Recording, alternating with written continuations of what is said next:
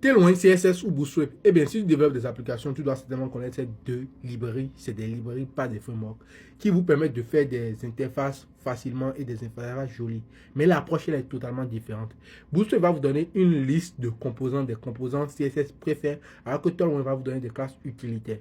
Ce qui fait côté design, eh bien, tous les sites Bootstrap se ressemblent à moins que vous écrivez une customisation vous-même. Tous les sites Bootstrap se ressemblent, alors qu'à l'inverse, eh bien, c'est quand vous écrivez sur une page blanche, lié beaucoup au design. D'un autre côté, cela rend le truc un peu plus intéressant parce que côté coupe d'apprentissage, eh bien, du Bootstrap, c'est que du copier-coller. Alors que du Tailwind, c'est beaucoup plus fin, c'est beaucoup plus de contrôle.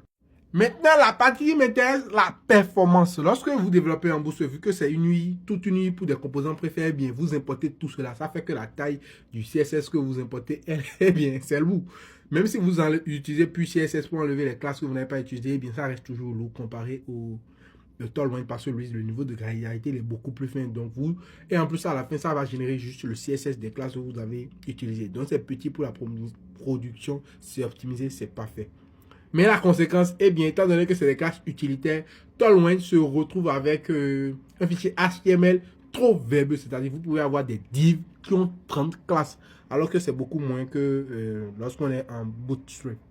Donc, si vous voulez développer une application, eh bien, c'est à vous de savoir quel trade prendre si vous voulez un système déjà mature comme Bootstrap ou bien si vous voulez vous-même construire vos trucs.